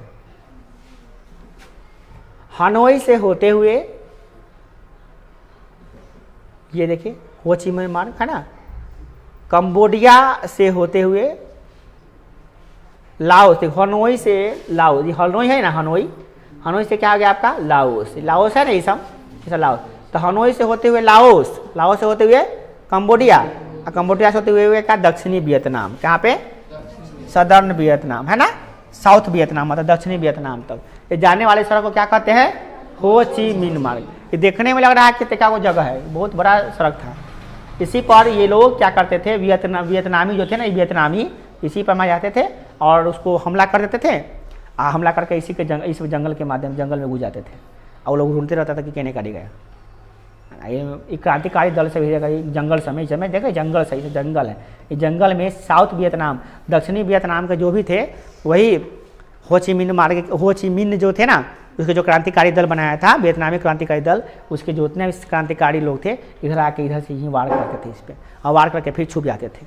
तो ये बहुत अच्छा रोड था। और जानते हैं अमेरिका क्या किया था, इस रोड को बर्बाद कर देता था, बार बार बम पड़कता था, यहाँ पे आके लोग अपने से बम पड़कता था, इस रोड को तोड़ देता था पूरा। और वियतनामी लोग क्या करता, फिर मिलकर रोड बना लेता था, वो लोग वो तोड़ के जाता था और 2 दिन के बाद बना के पूरा वो तोड़ के जाता था, हम यहाँ तोड़ता रहता था, वो सैकड़ों बार बमबारी कर दिया, वो 100 बार रोड को तोड़ दिया और 100 बार रोड को बना लिया वो वियतनामी। तो इसी रोड से तो हम जाते आते हैं, गाड़ी से गए गोली मारे फिर निकल गए गाड़ी से, निकल घुसे जंगल में, तो ढूंढ रहा है। तो इस तरह से ये लोग ये रोड को छोड़ दें, ये रोड जो रोड नहीं था समझिए यही क्या था, वो फ्रांसीसियों के लिए काल हो गया था। अमेरिका क्या करा, इसको बमबारी करके इसको तोड़ता रहता था। अमेरिका बहुत गलत करता था, अमेरिका मतलब गलत करने में नंबर 1 था, यहाँ पे पूरा बर्बाद करता था इसको, है। तो मतलब सोचिए 100 बार मतलब लगभग सैकड़ों बार किसी जगह को तोड़ना, मतलब समझ रहे हैं, बहुत बड़ी बात है ना, क्या सैकड़ों बार तोड़ा गया सड़क को, हो ची मिन्ह मार्ग को। देखिए तो इसे सैकड़ों इसी से सैकड़ों कच्ची पक्की सड़कें जो जुड़ी हुई थी। अमेरिका की सेना सैकड़ों बार इस को तोड़ा, परंतु वियतनामी क्या लोग करते थे, तुरंत इसकी मरम्मत कर लेते थे, समझ में आया ना। तो हो ची मिन्ह मार्ग याद नहीं करना पड़ेगा, देखिए हनोई से शुरू होता था, कहाँ से याद करो, कहाँ से शुरू होता था, हनोई से। हनोई से होते हुए कहाँ जाता था, लाओस, कंबोडिया से होते हुए दक्षिणी वियतनाम तक ये पहुँच जाता था, है ना सड़क। हम बात कर रहे हैं करतूत के बारे में। माइली गांव की घटना, एक करतूत है अमेरिका की, जो काला करतूत है, जो उसको सुनाने जा रहे हैं। देखिए ये क्या घटना समझिएगा। ये हुआ था एक, आप समझ चुके हैं, टाइटल का देख कर समझ जाइए कि भाई कैसा हुआ होगा। एक अबला पे इतने सारे हाथ, ये दर्शाता है एक अबला को इज्जत किस तरह से टार टार किया जा रहा है। देखिए इतने सारे दरिंदे मिलकर एक अबला पे भिड़ा हुआ है, इस तरह से दरिंदगी आपको दिखाएंगे अमेरिका के बारे में। अमेरिका देखिए माइली दक्षिण वियतनाम का एक गांव था, दक्षिणी वियतनाम जो जहाँ पे हो ची मिन्ह की बात कर रहे थे ना, जहाँ पे क्रांतिकारी दल बना था, वियतनामी क्रांतिकारी दल, उसी में वियतनाम में, दक्षिणी वियतनाम में एक गांव था जिसका नाम था माइली। क्या नाम था, माइली। अमेरिका की सेना को यह शक हो गया कि इस गांव के लोग हो ची मिन्ह के क्रांतिकारी सेना है। उसको ये लग गया कि हो ची मिन्ह जो है ना, जो क्रांतिकारी बनाया है, उसका जो सदस्य है, क्रांतिकारी लोग है, जो उसमें मतलब हमारे विरुद्ध षड्यंत्र कर रहा है, जो हमको मारने के लिए भिड़ा हुआ जो क्रांतिकारी दल बनाया गया है, वो सब माइली गांव के जितना भी जेंट्स सब है ना, सब ये सब जो है ना, ये सब वियतकांग है। वियतकांग मतलब क्या है, ये वियतनामी है, और ये क्रांतिकारी वियतनामी है जो हो ची मिन्ह के साथ मिलकर हमको मारने के लिए प्लानिंग कर रहा है, हम लोगों को भगाने की चेष्टा कर रहा है। ये शक हो गया किसको, अमेरिका की सेना को ये शक हो गया कि ये माइली गांव जो है ना, माइली गांव जितना भी जेंट्स है ना, ये सब क्रांतिकारी है, मतलब ये सब हमको मारने के लिए भिड़ा हुआ है, ऐसा शक हो गया। और उसने शक के आधार पर क्या किया, अमेरिका के सैनिकों ने पूरे गांव को घेर लिया, घेर के जितने भी पुरुष वहां पे थे ना, उस सबको मार दिया, सारे पुरुषों को मार दिया। और बच्चे, औरतें और जो बच्चियां, लड़कियां बच जाती है, औरतें जो बच जाती है, उसको बंधक बना लिया, और उसके साथ कई दिनों तक सामूहिक बलात्कार किया गया। उन लड़कियों के साथ, उन औरतों के साथ, ये जो मासूम थे वहाँ के, जो ये भी पता नहीं था कि ये वियतनामी है कि नहीं है, उसके साथ मतलब कि सामूहिक रूप से बलात्कार किया था। कौन? अमेरिका के सेना। और क्या हुआ, और उसको ऐसे ही नहीं छोड़ा, बलात्कार करने के बाद उस पूरे गांव में आग लगा दिया ताकि कोई सबूत बचे नहीं, सब मर जाए इसी में। अमेरिका के सेना ने, देखिए सेना है, युद्ध कर रहे हैं, तो किसी औरत को मार देता गोली तो ये बड़ा बात नहीं होता। युद्ध कर रहा है, लड़ रहा है, तो सेना मारवे नहीं करेगा गोली से, तो मार दिया वो बड़ी बात नहीं था। पुरुषों को गोली मार दिया वहाँ तक भी ठीक, औरतों को गोली मारता वो भी ठीक, बच्चियों को, लड़कियों को गोली मारता वो भी ठीक, मगर जो ये कांड किया ना, ये काम जो किया, ये गलत काम, ये पूरी दुनिया को लिए शर्मिंदगी वाली बात हो गई। किस आधार पे उस औरतों और बच्चों को बंधक बनाकर इस तरह का जो कांड किया गया था, इस तरह का जो जिल्लत भरी काम जो किया था वो अमेरिका की थू थू आज भी होती है। और जब भी तक रहेगा ना, बच्चा बच्चा इसको थू करेगा कि अमेरिका की सेना वह सेना था जिन्होंने औरतों और मासूम बच्चियों को नहीं छोड़ा था। ऐसे दरिंदे होते हैं, वो दरिंदा ना कर सकते हैं, उसको इंसान कहने का तो कोई हक ही नहीं है। उसको राक्षस कह लीजिए, दरिंदा कह लीजिए, हवस का पुजारी कह लीजिए, उसको हबसी कह लीजिए, जो कह लीजिए, जितनी गालियाँ देना उसको दे दीजिए, वो भी कम पड़ेगा उनसे लोगों पे। ऐसा अमेरिका के सेना सब ने किया था। बताइए, सेना कोई शोभनीय देता है? सेना होता है गुलाम बनाता है, गोली मार देता है, बम पटक दो, मार दो, जला दो, ठीक है, दुश्मन हो, आग लगा दो, कोई बात नहीं। मगर ये जो काम किए हो, ये मानवता को शर्मसार करने वाली घटना थी। एक मानवता के लिए सबसे जिल्लत वाली बात है कि तुम इंसान हो कि जानवर हो। जानवर भी ऐसा नहीं करता है जैसे तुम इंसानों ने किया था। तो ये काम किया था। उसके बाद क्या हुआ, उसी लाशों के बीच में, जब वो आग लगा दिया, उसी लाशों के बीच में एक बूढ़ा आदमी जिंदा रह गया। बूढ़ा आदमी जिसने इस घटना को चारों तरफ बताया, और ये बात जानते फैलता पूरे तरफ फैल गया। ये बात आग की तरह से फैल गया कि वो गांव में पूरा आग लगा दिया गया। और आग लगाया ही नहीं गया, ऐसे ऐसे कांड किया गया था कि पुरुषों को पहले गोली मारा गया था और बच्चियों और औरतों के साथ सामूहिक बलात्कार करके तब आग लगाया गया था। ये बात जब पूरे दुनिया के सामने आई ना, तो अमेरिका को थू थू चारों तरफ होने लगी। इस घटना के कारण अमेरिका से पूरे विश्व में बेइज्जती होने लगा। इससे बचने के लिए राष्ट्रपति निक्सन ने 5 सूत्री शांति समझौता, मैंने 5 सूत्री योजना की घोषणा करनी पड़ी थी। अमेरिका को लगा कि नहीं भाई, अमेरिका को लगा कि मेरा सेना बहुत बड़ा गलती किया है, बहुत बड़ा गलती किया है ये, क्योंकि ऐसा अगर करेगा तो पूरा दुनिया का लोग सपोर्ट नहीं करेगा, सब विरोध करेगा। कोई भी देखो, बोले ना कि किसी को गोली मार देगा ना, तो दुश्मन को गोली मार देगा तो सपोर्ट करेगा, दुश्मन को गोली ना मारेगा तो कभी करेगा? सबको गोली मार देता ना, सबको आग लगाता ना, तो सब चलो कोई बात नहीं, वो देश है, उस पर आक्रमण किया है, उसको लगा है, शक हुआ है, गोली मार दिया, चलो सेना है तो गोली मारा। वो ये जो काम किया है पूरा दुनिया, कोई आदमी इसका सपोर्ट नहीं कर रहा था, नहीं करेगा, नहीं करना चाहिए, कोई आदमी नहीं करेगा सपोर्ट। सारा देश इस पे थू थू करने लगा। कि बेइज्जती जब होने लगा ना, तो वहाँ के राष्ट्रपति उस समय था निक्सन। कौन था? निक्सन। वो छोटा तेज था, सोचा क्या कि हम एगो 5 सूत्री समझौता जो है ना वो लागू किया। और वो क्या था, उसको भी अगला क्वेश्चन यही है कि राष्ट्रपति निक्सन के हिंद चीन में शांति संबंध में 5 सूत्री योजना क्या थी, इसका क्या प्रभाव पड़ा, वही क्वेश्चन है अगला, है ना। तो इसको समझ लिया, आगे घटना को समझ में आ जाएगा। इसमें माइली गांव की घटना के कारण अमेरिका की पूरे विश्व में बेइज्जती होने लगी, जिससे बचने के लिए वहां के राष्ट्रपति निक्सन ने शांति के 5 सूत्री योजना को घोषणा किया। अमेरिका की सेना जब ऐसा कांड किया तो अमेरिका के राष्ट्रपति सोचा क्या कि इसको ढकने के लिए कोई ना कोई तक काम करना पड़ेगा, कोई ऐसा काम करते जिससे ये सारा बेइज्जती हमारा खत्म हो जाए। तो उसने क्या किया, लोगों का दिमाग डाइवर्ट करने के लिए, लोग हमारा बेइज्जती न करें, तो इसके लिए क्या किया, देखिए क्या किया। पहला क्या किया, 5 सूत्री योजना निकाला। उसमें क्या किया, सबसे पहला नियम क्या था कि हिंद चीन की सभी सेनाएं युद्ध बंद कर यथास्थान पर बने रहे।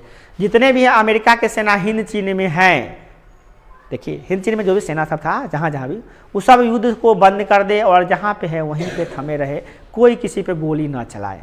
देखिए अब देखिए सादगी दिखा रहा है ये लड़का। पहले कह रहा है भून दो, जहाँ मिलता है वहाँ भून दो, अब करा क्या, गोली ना चलाए। नेक्स्ट, युद्ध विराम की देखरेख अंतर्राष्ट्रीय पर्यवेक्षक करेगा। जो अंतर्राष्ट्रीय संस्था बनी है वह युद्ध विराम करेगा, युद्ध को रोकेगा, युद्ध नहीं करने देगा। नेक्स्ट देखिए, इस डर, क्योंकि उसको डर हो गया कि सारा अब वियतनामी, लाओस, कंबोडिया सारा लोग न मिलेगा, अब सब न मारेगा अमेरिका के सैनिक को मिलके। डर हो गया उसको कि अब हम लोग गलती किए हैं।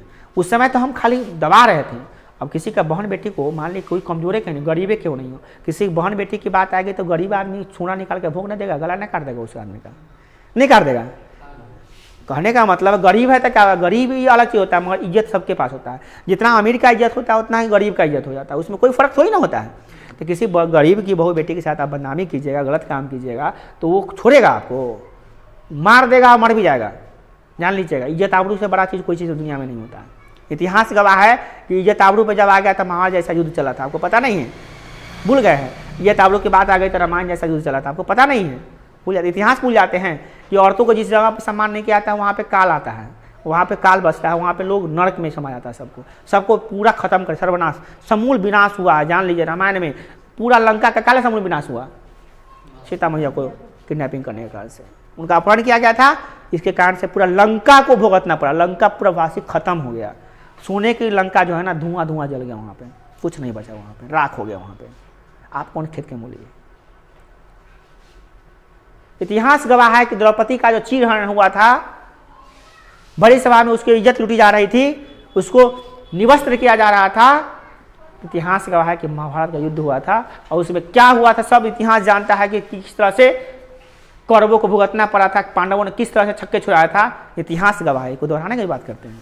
और आपने वही घटना किया है कि एक औरतों के साथ आप सामूहिक रूप से इस तरह से कांड कीजिएगा, आपको छोड़ देगा कोई आदमी, कोई नहीं छोड़ेगा। इसको डर हो गया कि अब हमारा मरना तय है, इसीलिए डरने मरने के बचने के उपाय से ये सारा नियम निकाल दिया, 5 नियम निकाल दिया कि ये इसमें ये नियम था। तीसरा नियम कहता है इस दौरान कोई भी देश अपनी शक्ति बढ़ाने का प्रयत्न नहीं करेंगे। कोई भी देश, लाओस हो, कम्बोडिया या वियतनाम, कोई भी अपना अपना शक्ति नहीं बढ़ाएगा, सब आदमी यथा तथा बना रहेगा। जो गलती की है आप शक्ति न बढ़ाएगा, उल्टे चोर कोतवाल को डांटे। एक तो आप गलती किए हैं और दूसरा पर कर रहे हैं कि नहीं गलती कि वो कोई शक्ति नहीं बढ़ाएगा, हम युद्ध करवे नहीं करेंगे तो शक्ति कला बढ़ा रहे हैं। आप लोग बैठ जाइए, आराम से रहिए, आप आराम से। ये कोनो बात हुआ? क्योंकि बहन बेटी का आप लूट लीजिएगा कि ना कुछ किए हैं, हम तो आराम से बैठे हुए हैं तो कुछ नहीं करेंगे, आपको नहीं मारेंगे। कोनो बात हुआ? वो आसानी से छोड़ देगा आपको। अब उम्मीद कैसे कर ली है क्या जी? तो ये सब बात हुआ। अगला देखिए, युद्ध विराम के दौरान सभी तरह की लड़ाइयां बंद रहेगी, सभी बमबारी से आतंक फैलाने वाली घटनाओं तक कोई भी हो वो सारे के सारे स्टॉप कर दिए जाएंगे, कोई नहीं कुछ होगा। उसके बाद युद्ध विराम का अंतिम लक्ष्य समूचे हिंद चीन को संघर्ष का अंत होगा और धीरे धीरे हिंद चीन को गुलाम से आज़ाद कर दिया जाएगा। ये बात तक है कि तुम लोग गुलाम हो, अब तुम लोगों को आज़ाद कर दिया जाएगा। मतलब क्या? ये लॉलीपॉप खिला रहा है लोगों को, नहीं मतलब लोग बेवकूफ़ है, इसको मतलब कि प्रलोभन दे रहा, बच्चा है नहीं। इतना बड़ा कांड करिएगा आपको छोड़ेगा? तो ऐसा कांड किया। जान लीजिए इतिहास गवाह वियतनामी एक न मानी, एक नहीं सुना, कहा कि तुम मेरे घर में आके तुम मेरी बहन बेटियों को लूटे गया और तुम्हारा 5 गो बात मानेंगे, हम तुम्हारा एक बात भी नहीं मानेंगे। सब आंदोलन करना शुरू कर दिया, कहा कि नहीं सहेंगे, लड़ेंगे या मरेंगे, वो तो बात की बात है, मगर छोड़ेंगे नहीं किसी को। पूरा वियतनामी दल जो हो ची मिन्ह का जो क्रांतिकारी दल था वो सब एक साथ मिल गया। सारा जब मिलेगा ना बुआ तो बड़का का पहाड़ को ढा देता है। एकता में बहुत बड़ा बल होता है, वही हुआ। तब उसने क्या किया, निक्सन ने देखा कि भैया परंतु इस शांति प्रस्ताव को अमेरिका स्वीकार कर गया, परंतु इस शांति प्रस्ताव को अस्वीकार कर दिया गया। मतलब कि अमेरिका का जो ये राष्ट्रपति जो शांति प्रस्ताव रखा था 5 सूत्री, उसको कोई वियतनाम का सेना उसको माना नहीं, सब अस्वीकार कर देंगे, नहीं मानेंगे तुम्हारा बात, है ना। अमेरिका की सेना पुनः बमबारी शुरू कर दिया, देखा कि चोट्टा की बात मानने वाला नहीं है। तो अमेरिका की सेना सोचा क्या किया, चोट्टा से फिर से और ज़्यादा बमबारी शुरू कर दिया। क्या कि जब तू बातें ना माने में तो और खो, और बमबारी करना शुरू कर दिया। मतलब और आग लग रहा था लोगों में, एक इज्जत लूटने का आग, एक पहले से आग, और एक और आग लगाना शुरू कर दिया। उसके बाद देखिए क्या हुआ। लेकिन अमेरिका जब अब जान चुका था कि उसे अपनी सेनाओं को वापस बुलाना ही पड़ेगा। बमबारी इसलिए कर रहा था कि ताकि ये डरियों के माने तो चुप हो जाए, मगर देखा कि ये सब थमने वाला नहीं है, मर रहा तो मर रहा, मगर ये छोड़ेगा नहीं हम लोगों को। तो समझ गया कि हमको वापस बुलाना ही पड़ेगा सेना को, हमको उसको आज़ाद करना ही पड़ेगा, दूसरा कोई विकल्प नहीं है। काम ऐसा किया है अमेरिका की सेना ने, है ना। गोली से मारा तो कोई बात नहीं रहता, आग लगा तो कोई बात नहीं होता, है ना। अब निक्सन ने पुनः क्या किया कि जब 5 सूत्री महायोजना नहीं लागू हुआ तो क्या किया उसने, 8 सूत्री योजना रखी। वियतकांग ने इसे अस्वीकार कर दिया। वियतकांग कौन है? वही वियतनामी क्रांतिकारी दल का क्रांतिकारी जिसे हो ची मिन्ह ने अपने क्रांतिकारी दल बनाया था, वियतनामी क्रांतिकारी दल, उसके जो कार्यकर्ता थे उसी को क्या कहते हैं हम लोग, वियतकांग। क्या कहे बोले थे ना, बोले उसी समय बता दिए ये वियतकांग थे। तो वियतकांग ने इसे अस्वीकार कर दिया कि नहीं मानेंगे तुम्हारा कोई भी बात, नहीं मानेंगे हम, 5 सूत्री 8 सूत्री 18 सूत्री कोई बात नहीं मानेंगे तुम्हारा, हम एक भी बात नहीं मानेंगे। अंततः 23 फरवरी 1973 को पेरिस में वियतनाम युद्ध की समाप्ति के समझौते पर हस्ताक्षर हो गया। इस प्रकार 7 दशकों से चले आ रहे, 7 दशकों से यानी 70 साल से ज़्यादा से चलने वाला यह युद्ध, अमेरिका वियतनाम का जो युद्ध था, जो चल रहा था, वो समाप्त हो गया और अमेरिका को वहाँ से भागना पड़ा। समझा? तो इतिहास गवाह है, इतिहास से कुछ सीखो। गलती करोगे तो दुनिया तुम्हारा छोड़ेगा नहीं, तुमको दुनिया का कोई लोग तुम्हारा अच्छा नहीं करेगा। किसी इज्जत, किसी लड़की का, किसी इज्जत, किसी औरत का, बहू बेटी का इज्जत लूट के तुम अपना घर में जाएगा, तुमको क्या लगता है छोड़ देगा तुमको? तुम्हारे घर की औरतें तुमको नहीं छोड़ेगा। तुम्हारी माँ, तुम्हारी बहन इतना मार मारेगा तुमको ना कि अगर कोई भी औरत किसी औरत का इज्जत तो नहीं समझ सकता है। तुमको क्या लगता है किसी बहू बेटी को छेड़ के आगे घर में तुमको सम्मान मिलेगा? वो राक्षस के घर में मिलता है, जिसका घर राक्षस का होगा। इंसान के घर सम्मान नहीं मिलेगा, बहुत मार मारेगा। लोग तुमको बहिष्कार कर देगा, घर से निकाल देगा, समाज से निकाल देगा, देश निकाल कर देगा। ऐसा होता है हमारा देश, संस्कृति ना होता है भैया। औरतें देश की जो होती है सभ्यता संस्कृति होती है, उसके साथ आप खिलवाड़ कीजिएगा, खेलने की वस्तु है। आप छेड़िएगा, नजरअंदाज कर देगा, कोई अंदाज बर्दाश्त नहीं करेगा। जान लीजिए, इतिहास गवाह है। जिसने भी ऐसा किया है तो भोजपुरी फिल्म मत देखिए, भोजपुरी फिल्म का सपना भोजपुरी में रहने दीजिए। फिल्मों में होता है, रियल में कीजिएगा तो बहुत मार मारेगा लोग, जान लीजिए। पूरा लोग मिल के मारेगा, सारा लोग, जान लीजिए। वो फिल्मों में होता है कि किसी औरत को लेकर बलात्कार सामने आ गए। अभी देखते हैं कितना गैंग रेप के खिलाफ कितना ज़्यादा एक्शन लिया जा रहा है। सब जगह, पूरे जगह पे औरतों को संरक्षण मिल रहा है। होगा, होना चाहिए। और एक बात सोचना चाहिए कि बहू बेटी जो होती है किसी की, उसके इज्जत आबरू की रक्षा करना ही इंसानियत कहलाती है। मर्दानगी किस में है? मर्दानगी है बहू बेटियों की इज्जत की रक्षा करने में। आप मर्द है ना, तो बहू और बेटी की इज्जत की रक्षा कीजिएगा। आप मर्द है तो यही पहचान होती है, समझे ना? ऐसे तो कुत्ते बनेगा, कुत्ते का तो कोई पहचाने नहीं होती है, कोई पहचाने नहीं होता। तो ये सब बात समझिए कि कुत्ता वाला काम कीजिएगा तो ऐसे ही भागना पड़ेगा, जहाँ भी जाइएगा वहाँ से भागना पड़ेगा दुम दबा के। अब बेइज्जती होगा तो खुद होगा सो अलग। तो ये सब जानिए, इस इतिहास से सीखने का मौका मिल रहा है। अमेरिका जैसा देश को टिकमे नहीं किया जाए, वैसे बात हुआ था। तो आम लोग और दूसरे लोगों की क्या हैसियत होती है किसी की इज्जत के हाथ खेलने का? क्या अमेरिका जैसा, अमेरिका ताकतवर नहीं था? अरे अमेरिका इतना ताकतवर था कि तीनों देशों को गुलाम बना लेता एक ही बार में। इतना ताकतवर उस समय भी था, अभी भी है, मगर गलती किया था उसको लगा, अमेरिका को लगा कि नहीं गलती तो हम किए हैं, हमारा सेना गलती तो किया है। वो गलती नहीं किया जाता तो ठीक किया था, वो भागने वाला था। वो कितना दल क्रांतिकारी का कितना क्रांति कर रहा था, भागता वो सबको बम से पटक पटक मारा था। देखता था अमेरिका क्या क्या किया था। हिरोशिमा पे बम पटक दिया, परमाणु बम पटक देता था सीधे। अमेरिका डरता था किसी से, मगर उसने गलती किया था ना, इसीलिए उसको डरना पड़ा था। तो गलती बर्दाश्त नहीं होता वो, ऐसे किसी से बर्दाश्त नहीं होता है। चौथा नंबर प्रश्न क्या देखिए, फ्रांसीसी शोषण के साथ साथ उसके द्वारा किए गए सकारात्मक कार्यों की समीक्षा कीजिए। फ्रांस ने, आप सबको पता है कि फ्रांस ने हिंद चीन पे शासन किया, सबको पता है। अब तो कहानी की तरह सुन रहे हैं तो सबको दिमाग में सेट हो रहा है कि नहीं हो रहा है, सब बताइए। अच्छा ये बताओ, कहानी समझ में आ रहा है सबको? नहीं आ रहा है? ये पढ़ने के बाद आपको नहीं लगता है कि याद करना ज़्यादा पड़ेगा? एकदम दिमाग में सेट होना चाहिए कि स्टोरी बाय स्टोरी। तो फ्रांसीसी यहाँ पे जो शासन किया था हिंद चीन पर, तो क्या कुछ अच्छा काम भी किया था कि खाली शोषण किया था? हैं? इसका जवाब यह आएगा कि उसने शोषण करने के साथ साथ कुछ सकारात्मक काम यानी अच्छा काम भी किया था। अंग्रेज को भी देखिए ना, यहाँ पे बहुत उल्टा पुल्टा काम किया, बहुत लूटा सुना, मगर कुछ अच्छा काम कर भी गया था। अब कौन अच्छा काम किया था उसका पढ़ेगा, भारत के राष्ट्रवाद में पढ़ाएंगे तो समझाएंगे क्या किया था। हालांकि 100 को बुरा करने में, 100 में 90 को बुरा किया था, बुरे नहीं कहेंगे हम लोग, मगर 10 को अच्छो किया था ये कह सकते हैं। अच्छा नहीं कह सकते हैं उसको, मगर कुछ सकारात्मक कार्य थे। उसी प्रकार से फ्रांसीसी जो वहाँ पे हिंद चीन में आक्रमण किया था, उसको उपनिवेश बनाया था, खाली लूटा ही नहीं था, कुछ उससे गलती में ही, अनजाने में ही कुछ अच्छा काम भी हो गया था। उन चीज़ों के बारे में बताना है कि क्या गलत किया था और क्या सही किया था। समझ में आया? क्वेश्चन समझ में आया कि नहीं आया? क्या पढ़ने जा रहे हैं कि फ्रांस हिंद चीन में खाली सोचने किया था कि कोनो अच्छो काम किया था, और कोनो अच्छा काम किया था तो क्या किया था, बुरा काम तो सबको पता कि क्या किया था। तो यही बातों को हम लोग जानने जा रहे हैं। चलिए देखते हैं। अब देखिए इसको, क्वेश्चन को समझिए, बदल दिए हैं क्वेश्चन का आंसर। फ्रांसीसियों ने हिंद चीन में उपनिवेश को स्थापित कर उसका शोषण करना शुरू कर दिया। अरे भैया, उपनिवेश बनाता क्यों है? शोषण करने के लिए ही तो उपनिवेश बनाता है ना। तो फ्रांस क्या करना शुरू कर दिया? शोषण। किसका? हिंद चीन का शोषण करना शुरू कर दिया। पहले इसके सभ्यता संस्कृति, फिर इसके शिक्षा व्यवस्था को चौपट कर दिया। हिंद चीन में जानवे करते हैं दो तरह की संस्कृति थी, एक हिंदुस्तान की और दूसरा चाइना का। दोनों का मिला हुआ सभ्यता संस्कृति वहाँ पे बसता था। उसने क्या किया? हिंदुस्तान का हिंदुस्तान की सभ्यता बहुत अच्छी सभ्यता है, अभी भी सभ्यता सभ्य देश हम लोग हैं। चाइना के तो नहीं कहेंगे, मगर हिंदुस्तान की सभ्यता हमेशा से रही है और अभी भी है और आगे भी रहेगी। तो हिंदुस्तान की सभ्यता को भी खत्म कर दिया वहां से और चाइना की सभ्यता को भी खत्म कर दिया।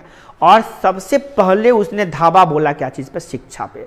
संस्कृति, शिक्षा ही देश की मूलभूत होती है। जिस देश में संस्कृति नहीं है, जिस देश में शिक्षा नहीं है, वह देश ऐसे भी गुलाम बन जाता है। तो इसने सोचा कि पहले संस्कृति पे वार करते हैं, वहां के संस्कृति को तहस नहस कर दिया, वो पूरा खत्म कर दिया संस्कृति को वहां की। और दूसरा नाम बात क्या? वहां की शिक्षा व्यवस्था को इतना चौपट कर दिया, इतना चौपट कर दिया कि वहां के लोगों को पढ़ने के बाद भी पास नहीं होता था वो लोग। और पढ़ाई को पूरा सिस्टम में बदल दिया वहां पे। कौन? फ्रांसीसी लोग। क्या किया उसने? वहां के जो दनोई विश्वविद्यालय है उसको बंद कर दिया। जिस विश्वविद्यालय में लोग पढ़ा करते थे हिंद चीन के लोग सब, उस बहुत बड़ा विश्वविद्यालय था दनोई विश्वविद्यालय हिंद चीन का, उसको बंदे कर दिया वो। उसके बाद क्या किया? परंपरागत स्थानीय भाषा अथवा चीनी भाषा में जो शिक्षा पा रहे लोग थे, उससे अब फ्रांसीसी भाषा में शिक्षा देने की बात होने लगी। हिंद चीन के लोग हैं, हिंद चीन की भाषा है, हिंद चीन की सभ्यता है, उसकी बात अपना है, अपना सिलेबस है उसका। उसमें क्या किया उन्होंने कि नहीं, अब हम फ्रांसीसी हैं, हम तुम्हारा शासक हैं, तुम मेरा बात मानो, अब फ्रांसीसी भाषा में सीखो, अब फ्रांसीसी भाषा को ही सीखो। तो जबरदस्ती लादना हो गया, ये जबरदस्ती है भैया। सरासर नाइंसाफी किया जा रहा था उन लोगों के साथ। क्या ऐसा उसने कांड किया, ऐसा गलती किया फ्रांस के लोगों ने। फ्रांस के जो पादरी आए थे, जो फ्रांस के जो शासक यहाँ पे शासन करने आ गए, उन लोगों ने क्या किया कि ऐसा काम कर दिया। और देखिए, आम लोगों को शिक्षा से दूर रखने का भी प्रयास किए जाने लगा। और स्कूलों के अंतिम साल की परीक्षा में अधिकतर स्थानीय बच्चों को फेल कर दिया जाता था। इतनी बड़ी नाइंसाफी। क्या पहला नंबर नाइंसाफी क्या? कि आम लोग जो पढ़ने आता था स्कूल में, उसको वंचित कर दिया जाए, स्कूल में पढ़ने ही नहीं आए वो, ताकि वो पढ़े लिखेगा नहीं तो अपने अधिकारों को जानेगा नहीं, तो हमारे विरुद्ध उठेगा नहीं, तो हम गुलाम बना के ज़्यादा दिन तक रखेंगे। कोई भी शिक्षित आदमी को गुलाम बना के रखना इतना आसान थोड़ी ना होता है। गुलाम कौन बनता है? गुलाम किसको बनाया जाता है? जो अशिक्षा का, जो शिक्षित नहीं होता है, जिसके अंदर शिक्षा का जोत नहीं होता। शिक्षित आदमी को गुलाम बना लेगा? शिक्षित आदमी को गुलाम बनाना आसान बात है? नहीं बना सकता। तो समझ गया था शिक्षा रहबे नहीं करेगा, सब लोग अंगूठा छाप रहेगा, बलेलवा रहेगा, तो हमारा विरुद्ध में कोई आवाज़ उठाएगा? नहीं उठाएगा। वही ना बिहार के नेतवा सब कर रहा है कि पढ़ा लिखा के चौपट बना देते हैं। कल हो के आरजेडी का झंडा लेकर घूमेगा, कोनो बीजेपी का झंडा लेकर घूमेगा, कोनो कांग्रेस का झंडा लेकर घूमेगा, कोनो जेडीयू का झंडा लेकर घूम ही रहेगा। पढ़ा लिखा के बलेल बना देते हैं इन लोगों को। तो हम ना सीधे पास कर, 9वां तक सीधे पास कर जाते हैं। न तो आप लोगों को मजाल था कि 9वां पास कर जाइएगा। 9वां में इतना हार्ड सिलेबस है, 10वां से हार्ड सिलेबस है, पास कर जाइएगा। 9वां में सब फेल कर जाइएगा। 9वां का परीक्षा लेकिन देखो पास बहुत कम बच्चा पास कर जाएगा। इनमें से सरकार कहाँ पास करा देती है आपको 9वां तक? झूठों को मैट्रिक दिखा देते हैं कि आपको फेल कर देते हैं, 2 को फेल कर जाता दिखाया जाता है, यही लागी ताकि आप पढ़े नहीं ठीक से। देखिए मैट्रिक में कड़ाई चल रहा था, आप बैठ कर पढ़ रहे हैं कि नहीं पढ़ रहे हैं? मैट्रिक को जानते हैं कि बोर्ड का परीक्षा है तो पढ़ने आ रहे हैं कि नहीं पढ़ रहे हैं? 9वां में कहाँ नहीं पढ़ते ठीक से, 8वां में कहाँ नहीं पढ़ते ठीक से। बहुत बच्चा नहीं पढ़ता, कुछ बच्चा तो पढ़ता था, सब बच्चा की बात नहीं कर रहे हैं हम। ज़्यादा बच्चा नहीं ना पढ़ता था। क्यों नहीं पढ़ता था? क्योंकि उसको डरे नहीं है एग्जाम का। आपको अभी डर है तो आप पढ़ के पढ़िएगा। आपको कहेंगे 9 बजे तक क्लास चलेगा तो ये पढ़िएगा, 10 बजे तक 10 बजे तो पढ़िएगा, क्योंकि भाई हमको एग्जाम देना है, हमारी फायदे की बात हो रही है। कल कहीं खुला है तो आप फटाक देकर आ गए, 9वां वाला कहते सर रहने दीजिए ने कहता क्या लगी ये छोड़ो कौन एग्जाम है। तो अब देखिए आम लोगों को शिक्षा से दूर करने की बात की जा रही है। और प्लस में जो फाइनल परीक्षा है उसमें क्या कर दिया जा रहा है उसको? जो स्थानीय बच्चे हैं, जो आसपास के बच्चे, उसको क्या कर दिया जा रहा है? फेल। You are fail. बताइए फेल कर दीजिएगा तो बच्चा इतना मेहनत से पढ़ा, उसको फेल कर दिया तो हमें दिक्कत दुख नहीं हुआ? उसको बहुत ज़्यादा दुख होगा भैया, नहीं पढ़ने वाला है। तो अब फ्रांसीसियों ने क्या किया? फ्रांसीसियों ने शोषण के साथ साथ अब कुछ अच्छा काम, ये तो गलत काम किया, सो देखिए आप ये सब क्या किया, ये सब शोषण हुआ। क्या हुआ, एक हुआ क्या, सांस्कृतिक शोषण, और दूसरा क्या हुआ आपका शैक्षणिक शोषण। सामाजिक शोषण किया इसका, शैक्षणिक शोषण किया इसका, संस्कृति बदल दिया इसका, फ्रांसीसी भाषा ला दिया उस पर, प्लस में क्या कर दिया उसको, स्कूल के बच्चों को शिक्षा से वंचित करने का कोशिश किया गया, आम लोगों को शिक्षा से वंचित करने का कोशिश किया गया। तो कहीं ना कहीं गलती किया कि नहीं किया, बहुत बड़ा गलती किया। परंतु फ्रांसीसी ने कुछ अच्छा काम क्या करे, देखिए ध्यान से। फ्रांसीसियों ने शोषण के साथ साथ कृषि में उत्पादकता बढ़ाने के लिए नहरों के एवं जल निकासी का समुचित प्रबंध किया। मतलब कि फ्रांसीसी लोग शोषण तक किए, साथ साथ कृषि में सुधार करने के लिए, कृषि में बदलाव करने के लिए क्या किए कि उसने कहाँ गिर गया पता नहीं, देखिए कृषि में उत्पादकता बढ़ाने के लिए नहरों एवं जल निकासी का समुचित प्रबंध किया कि नहर बनाते हैं ताकि पानी सब जगह पहुंचेगा और जल निकासी जहाँ जहाँ जल जमाव होता है वहाँ जल निकल जाएगा, इसका व्यवस्था किया कौन, फ्रांसीसियों ने वहाँ पे हिंद चीन में। और वहाँ के जो दलदली भूमि थी, जहाँ जंगल था, उस सबको कृषि क्षेत्र में बनाया गया, कृषि क्षेत्र बनाया गया। इसके प्रयास का ही फल था कि 1931 में वियतनाम विश्व का तीसरा चावल निर्यातक देश बन गया। क्या, विश्व का तीसरा चावल निर्यातक देश बन गया। कौन, वियतनाम। जिस वियतनाम में चावल नहीं उपज रहा था, ठीक से फसल नहीं होता था, उस वियतनाम में इतना चावल उपज गया कि विश्व का तीसरा नंबर पर पहुंच गया वो चावल उत्पादन में, और सबसे ज़्यादा चावल बेचने लगा, निर्यात माने भेजने लगा। दूसरे देश में सामान भेजते उसको क्या कहते हैं, निर्यात करना। ये निर्यातक बन गया, विश्व का तीसरा बड़ा निर्यातक बन गया वियतनाम। हिंद चीन के राष्ट्रवाद के हिंद चीन के राष्ट्रवाद के विकास का वर्णन कीजिए। हिंद चीन में न होगा जी, हाँ देखिए तो थोड़ा यहाँ से मैं कर लिया। देखिए प्रश्न क्या है कि हिंद चीन में राष्ट्रवाद के विकास का वर्णन कीजिए। तो हिंद चीन में जो राष्ट्रवाद